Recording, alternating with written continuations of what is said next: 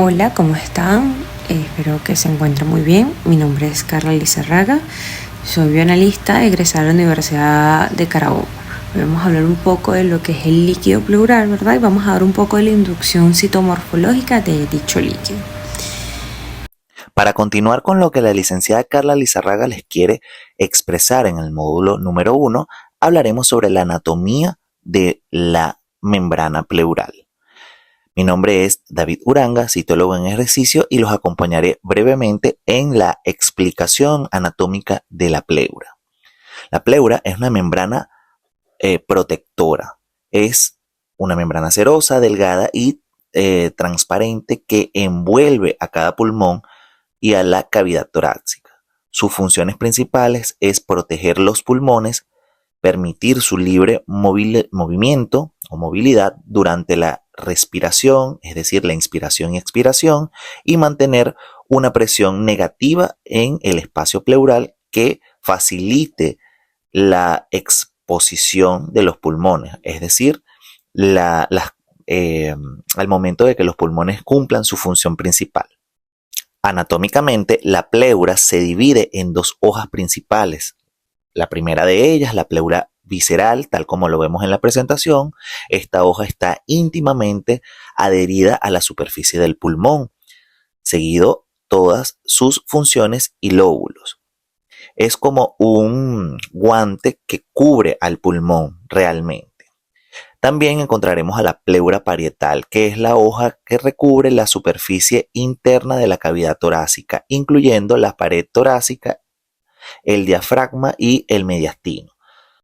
Se divide en pleura parietal costal, que recubre la cara interna de las costillas, la pleura parietal diafragmática, que recubre la superficie superior del diafragma, la pleura parietal mediastínica, que cubre la estructura mediastínica como el corazón y los grandes vasos sanguíneos, espacio pleural. Entre la pleura visceral y la pleura parietal se encuentra el espacio virtual llamado cavidad pleural.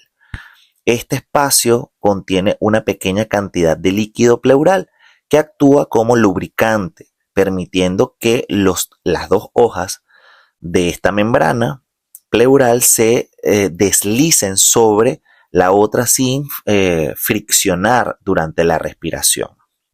Dentro de las funciones pleurales tendremos la protección, la facilitar la respiración a la hora de que los pulmones cumplan su función, y la lubricación, ¿no?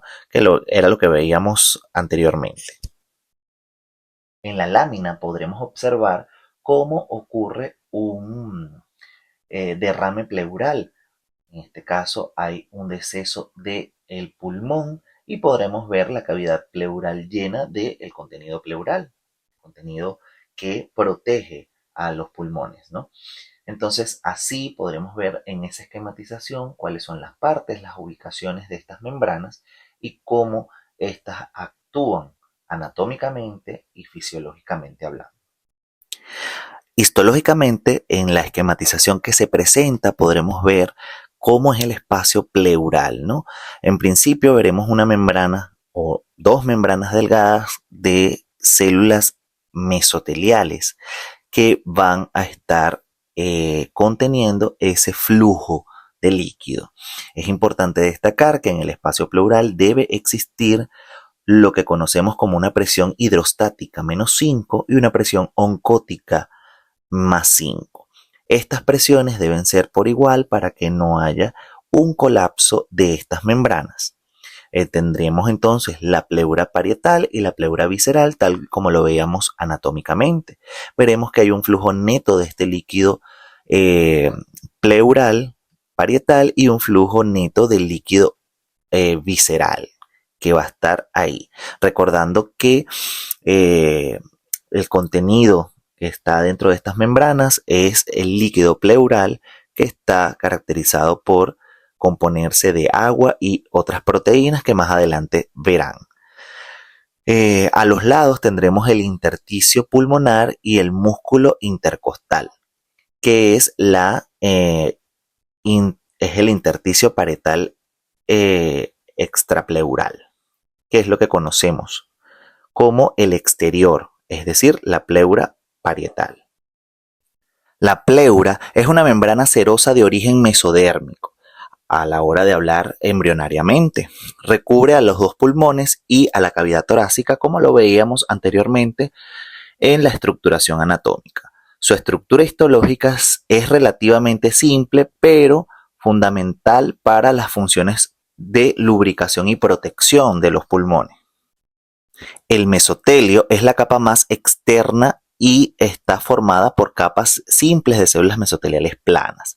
Estas células son responsables de la producción del líquido pleural que actúa como lubricante y facilita la movilidad de los pulmones durante la respiración.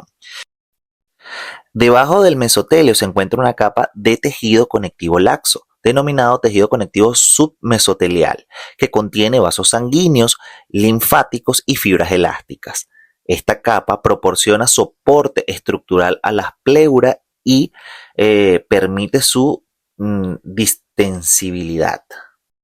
Entendiendo lo que es la configuración anatómica y la morfología histológica de estas membranas serosas, podremos dar paso a la licenciada Carla Lizarraga, quien les estará brindando su conocimiento acerca de cómo es la estructura química y bioquímica de este líquido. Vamos a hablar un poco de definir qué es este líquido. Este líquido es un ultrafiltrado de plasma presente en pequeñas cantidades muy mínimas de entre 10 a 20 mililitros en el espacio pleural. Su función principal es lubricar la superficie de las hojas pleurales entre la parietal y la visceral, facilitando así los movimientos respiratorios. ¿Para qué nosotros analizamos el líquido pleural? ¿Verdad? Este da una importancia clínica, ¿verdad?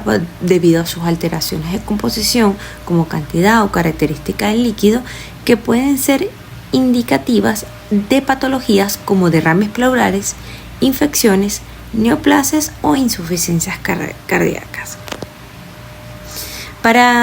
¿Cómo se analiza este líquido? Este líquido se analiza de acuerdo a varias funciones. Primero, es una muestra que llega a nuestras manos porque es tomada netamente por un médico. Nos deben llegar 3 envases de este líquido en recolectores de orinas totalmente estéreos o, en dado caso, pueden llegar en inyectadoras aproximadamente de 20 cc extraído. Pueden sacar una sola jeringa o pueden traer 3. Esta se va a dividir en las 3 áreas. ¿Cuáles son estas 3 áreas? Laboratorio clínico, laboratorio de microbiología y el laboratorio de anatomía patológica. Lo primero, les voy a hablar un poco del laboratorio clínico y laboratorio de microbiología, y ya más adelante los colegas estarán hablando un poco más de lo que es la parte citológica, lo que es anatomía patológica. Nosotros, cuando nos llega la muestra, ¿qué hacemos lo primero? Lo primero que hacemos es hacer un análisis físico. ¿Qué vamos a observar en el análisis físico? Hablamos su color, su viscosidad, su densidad y su turbidez. Eso es anotado dependiendo de cómo llega la muestra. Después que nosotros hacemos este análisis, centrifugamos la muestra y observamos otra vez unos análisis macroscópicos, pero ya observando la muestra centrifugada, si se forma algún tipo de botón o no en la muestra. En este caso sería un precipitado en la muestra que vamos a centrifugar. A ese precipitado, al sobrenadante, que es la parte de arriba, se le van a hacer estudios citoquímicos, ¿verdad? Que es la parte bioquímica. ¿Qué vamos a analizar en lo bioquímico? Vamos a determinar proteínas, glucosas, LDH y otros componentes como lo son sodio, cloro, potasio, bicarbonato. Ya en lo que es el sedimento, nosotros vamos a hacer primero un directo, ¿sí? Ya ustedes conocen muy bien que es un directo, y vamos a analizar qué tipo de células o microorganismos podemos encontrar allí. ¿Cuáles son los tipos de células que podemos encontrar? Las células rojas, células blancas o células ya sean de células epiteliales, mesotélicas, o la parte microbiológica que estaríamos determinando, observando si hay algún tipo de bacterias o podemos también encontrar hongos, ¿sí? A ese sedimento, si podemos encontrar sedimento, le vamos a hacer un reencuentro de células. ¿Cómo se hacen estos reencuentros de células? Primero se debe observar y se deben de contar la cantidad de glóbulos rojos si poseen estas muestras. Se deben de contar y especificar los glóbulos blancos, si son polimorfonucleares, mononucleares. No podemos diferenciar porque vamos a llamar polimorfo, poli y mononucleares, porque no podemos diferenciar los polimorfonucleares cuáles son, si son neutrófilos, eosinófilos o basófilos. Y en los mononucleares no podemos saber si es entre un monocitos o un linfocito. En el área de microbiología se van a hacer un cultivo y coloraciones de tinción y saber qué tipo de bacteria me está afectando, o también podemos observar algún tipo de hongo que puede estar causando afección. Cuando hacemos los reencuentros diferencial, ¿verdad?, para el análisis del líquido pleural, en todos los exudados, cuando se determinan una gran cantidad de polimorfonucleares, están más asociados a pacientes que están pasando por un proceso agudo que afecta las superficies de la prueba. Si existen infiltrados pleurales, mayormente es denominado a un DPP. El DPP, que es un derrame pleural paraneumótico. Si consideramos que están estos infiltrados, ¿verdad?, podemos hablar un poco de lo que son embolias pulmonares o cáncer del pulmón. Si no hay ningún tipo de infiltrado, se valora la posibilidad de una embolia pulmonar o procesos abdominales. En este caso pueden ser pancreatitis o peritonitis, una pleuritis viral o tuberculosis aguda o maligna. Si se predominan células mononucleares, podemos hablar, ¿verdad?, de pacientes que están pasando por un proceso crónico que afecta la pleura. Y mayormente su diagnóstico va a unos posibles de neoplasias y de tuberculosis. Si al momento de analizar la LDH vemos que hay bastante cantidad considerable, podemos estar hablando de un indicador fiable de grado de inflamación de la pleura.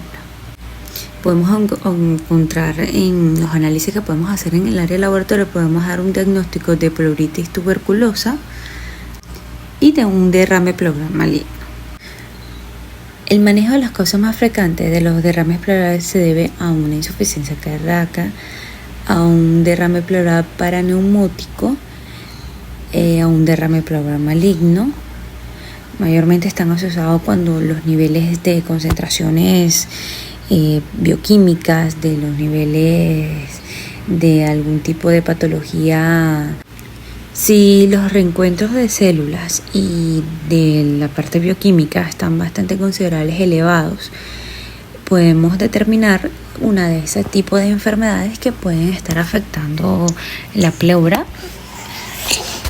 Y también añadidos a los estudios citológicos que también se pueden observar, que ahí determinamos ya más la parte de malignidad.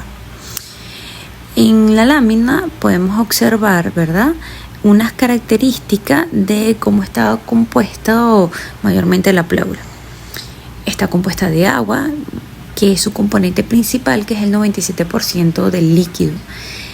¿Por qué es gran cantidad de agua? Porque él es un líquido bastante estéril. No se debe observar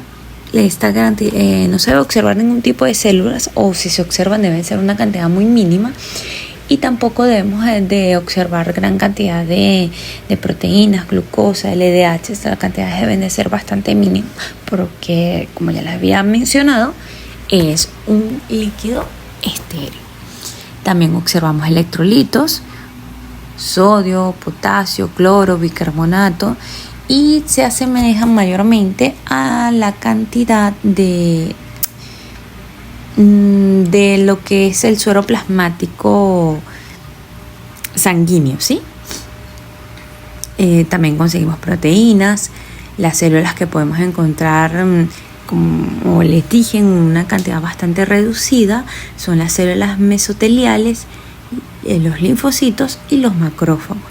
También otros componentes como glucosa, lípidos, enzimas y factores de coagulación.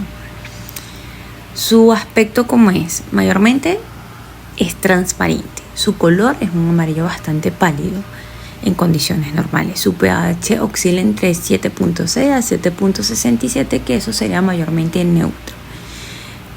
Ahí, cuando son pHs ácidos, sugiere a una empiema o una neoplasia. También podemos conseguir proteínas, glucosa y LDH en cantidades mínimas. ¿Para qué el médico manda hacer este tipo de estudios, verdad? Cuando él tiene algún tipo de sospecha, algún tipo de infecciones, puede ser neumóticas, tuberculosis o empiemas. Y él necesita descartar cuál de estas enfermedades es, o enfermedades malignas, que ya serían la parte citológica. En el área de bacteriología se hacen tinciones correspondiente dependiendo de lo que vayamos a identificar, También hacen cultivos microbiológicos y también se hacen pruebas moleculares. Las pruebas moleculares o PCR serían más para determinar virus, que también los virus también me afectan esa área. También se pueden determinar marcadores tumorales, algún tipo de SEA, cáncer, o los hematocritos mayormente serían para los derrames pleurales. Los trasudados, ¿verdad? Como mencioné, deben de ser bastante claros. Mayormente podemos observar hematíes, podemos observar leucocitos, pero también es por la misma punción que a veces es bastante traumática. Cuando hay patología se ve un fondo bastante sucio, oscuro, con muchas células, opacando realmente lo que se puede observar. ¿Qué podemos encontrar ahí? ¿De qué tipo de células podemos encontrar? Podemos encontrar las células mesoteliales. Ahí dan una explicación más o menos de lo que son las células mesoteliales, ¿verdad? Tiene un núcleo bastante redondo elíptico, tipo riñonado, mayormente está centrado. Un tamaño bastante uniforme, bordes gruesos, nítido, hipercromático, finamente, ¿verdad? Reticulado. Puede ser de un solo núcleo o de dos núcleos. Su citoplasma es bastante abundante porque son células más o menos considerables, grandes, redondas, homogéneas, elípticas, ¿verdad? El límite de ese citoplasma no está muy definido porque tienen microvellosidades, ¿verdad? Es vaculado y tienen una especie de halo, ¿verdad? Que serían las vacuolas entre las células. Serían como unos huequitos que tiene la célula. Los granulocitos, como bien lo dicen, tienen gránulos en el citoplasma, ¿verdad? Y tienen múltiples lóbulos. Estos granulocitos se definen en neutrófilos, eosinófilos y basófilos. También podemos observar leucocitos o mononucleares o agranulados, ¿verdad? Como bien lo dice, no poseen ningún tipo de gránulos y son mononucleares porque no tienen segmentaciones, ¿sí? El núcleo es bastante grande y ocupa mayor espacio. Ese núcleo es más grande y casi del tamaño del citoplasma.